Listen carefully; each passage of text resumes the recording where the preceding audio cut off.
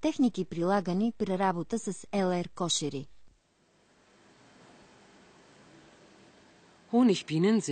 Пчелите принадлежат към един от малкото видове обществени насекоми, които могат да презимуват като семейство.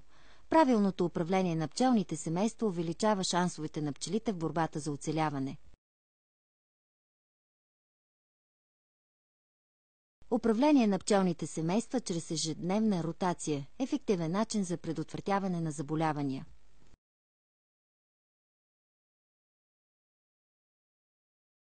Управлението на пчелите чрез ежегодна ротация показва по какъв начин пчелните семейства могат да се запазят здрави и силни през цялата година. Пчелите са добре подхранени през есента и все още спят зимен сън. Съвременните кошери могат да презимуват на открито. Добрите подложки предпазват кошерите от издигащата се нагоре влага и от студа, който идва от земята. От време на време пчеларят трябва да проверява прелката, дали не е запушена след или някакви отпадъци.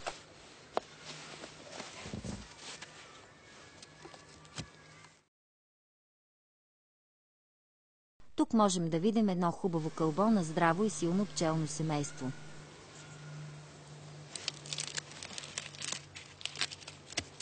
Рано на пролет доброто снабдяване с прашец е особено голямо значение за бързото развитие на пчелното семейство. Върбите са ценен източник на прашец, богат на хранителни вещества. Тъй като полетът на пчелите през този все още студен период е ограничен, източниците на прашец не трябва да са далеч от пчелина.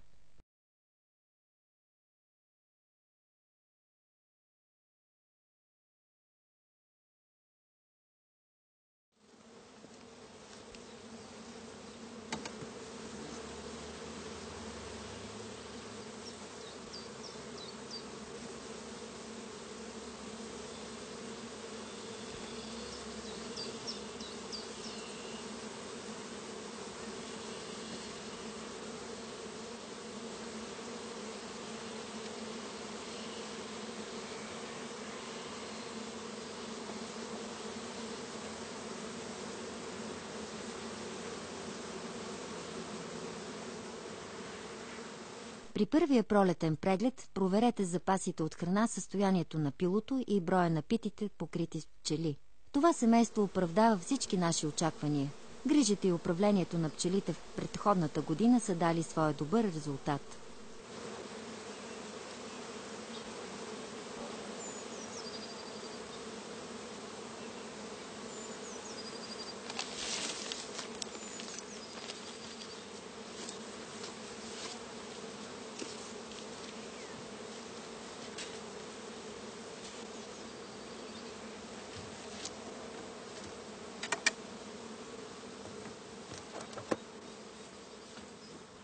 Пчелинът е разположен в близост до овощни градини. По този начин той е защитен от студените ветрове и снабдяването му с обилен прашец и нектар е подсигурено.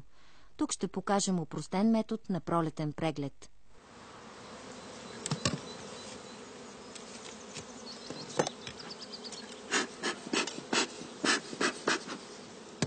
След напушване на горния корпус, който има пило, прегледът на междурамията дава достатъчно информация за силата на семейството и пилото, а също и за хранителните му запаси.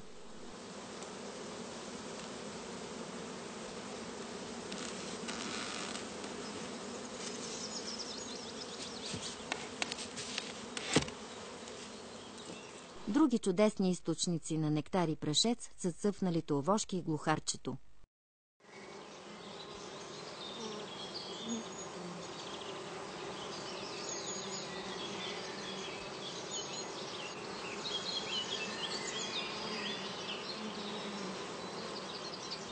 Заобиколени с източници, които стимулират развитието им, тези семейства са се развили толкова добре, че е необходимо разширяването на гнездата.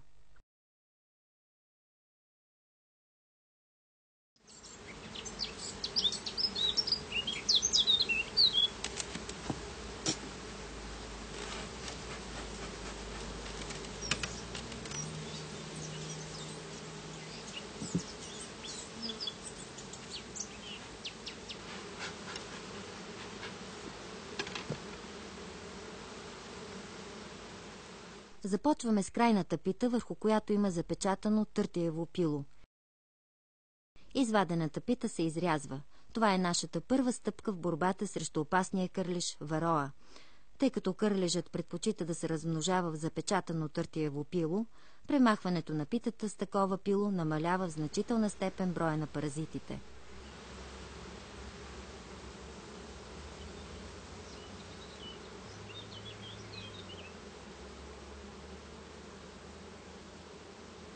Другата крайна пита също е пълна с търтиево пило, но то е открито и затова тази пита остава в кошера до следващия преглед.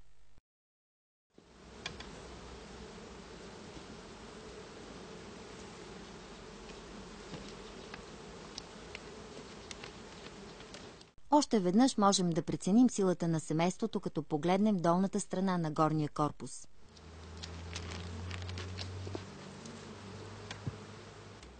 Следващата стъпка е да махнем пластмасовото покритие и да го заместим с ханеманова решетка. Освен това, разширяваме гнездото с трети корпус, който служи за складирането на нектар. Питите в корпуса са подредени така, че се редуват изградена пита с восъчна основа.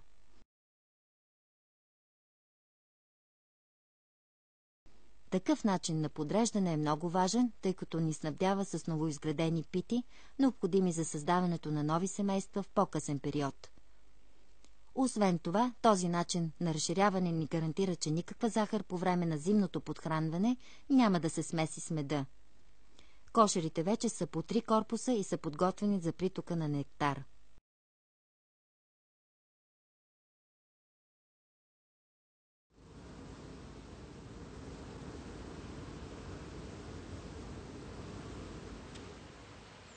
В много райони рапицата е основен източник на нектар през пролета.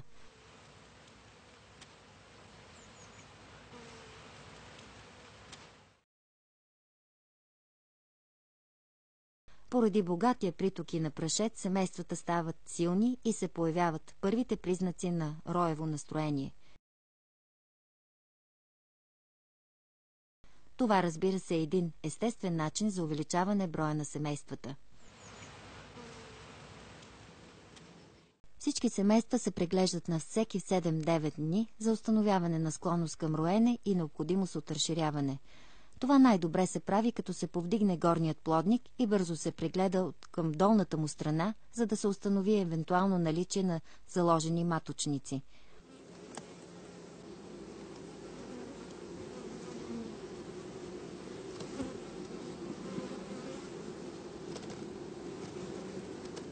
Отново крайните пити с запечатано търтиево пило се изрязват, за да се намали опаразитяването с кърлежа и да се даде възможност на пчелите самостоятелно да изградат рамката.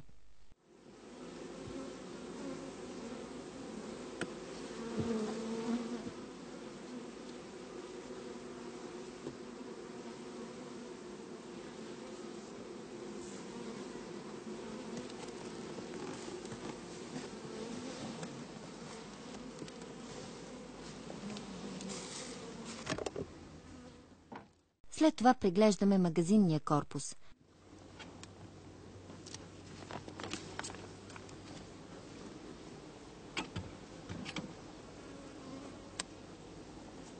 Пчелите са изградили восъчните основи и 2/3 от питите са пълни с мед.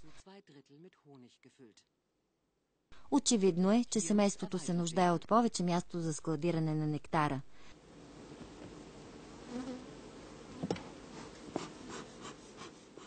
Рамките отгоре се почистват от наградения восък, преди да се добави нов медови корпус. В новия корпус подреждаме питите и восъчните основи по същия начин, както и в предходния, т.е. като ги редуваме.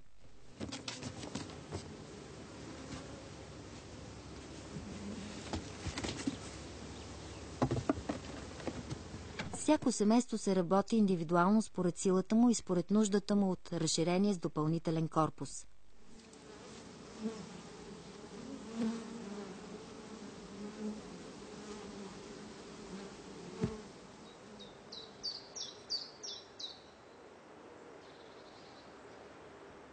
При наличието на благоприятни условия акацията рубиния псевдоакация е един много добър източник на нектар през късната пролет.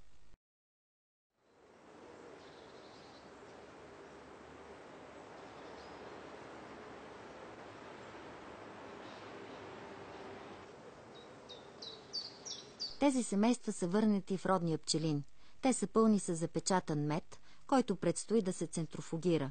Освен това, от тях се правят отводки, един начин за увеличаване броя на пчелните семейства.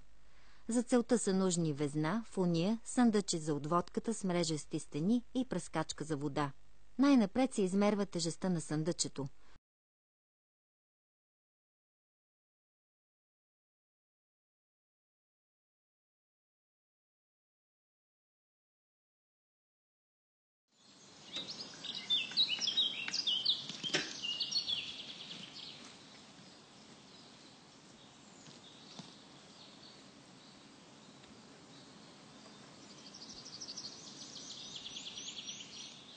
Освен това са ни необходими резервно дъно, празен корпус и капак за поставяне на питите с мед след отстраняването на пчелите с помощта на четката.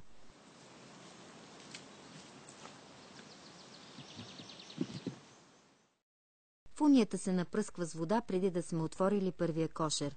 Това помага за по-лесното стръскване на пчелите в съндъчето.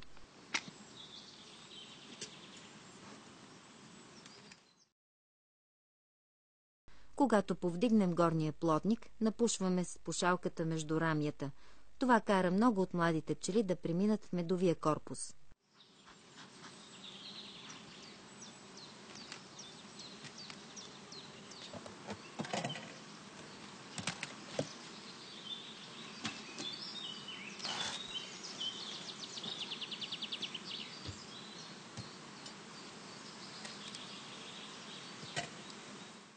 След това сваляме медовите корпуси и ги поставяме в страни. Това предотвратява връщането на младите пчели обратно в плодника.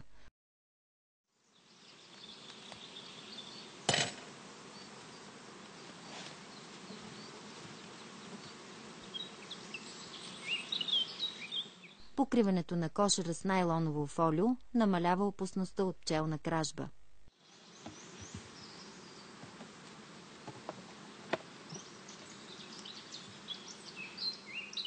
Тук пикът в развитието на пчелите може ясно да бъде видян. И пчели, и мед трябва веднага да се отнемат от кошера, за да се предотврати роенето.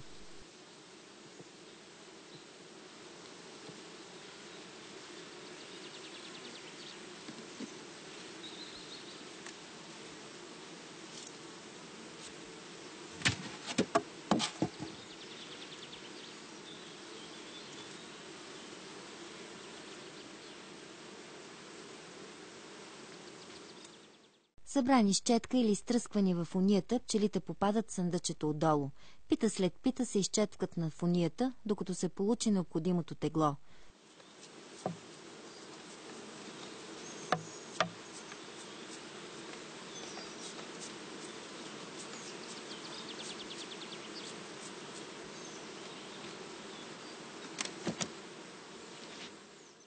Като правило, възможно е вземането по една отводка от всяко семейство. Ако обаче от даден кошер не получим нужното тегло пчели, стръскваме пити и добавяме пчели и от друг кошер.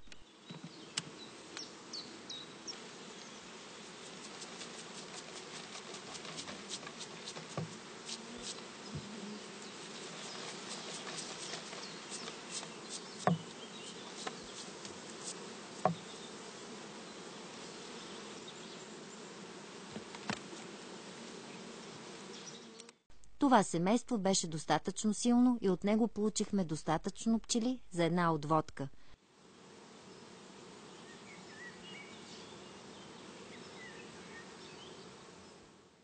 Тъй като в медовите корпуси няма пити с пило, този метод не позволява достъпа на майката или на търтиите до новата отводка.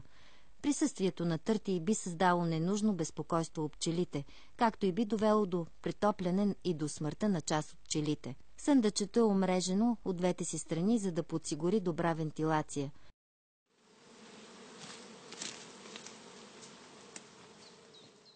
По това време на годината идеалното тегло на отводката е 1,2 кг. След добро стръскване на съндъчето с пчели чрез удар върху земята се поставя капака, а фунията се отстранява.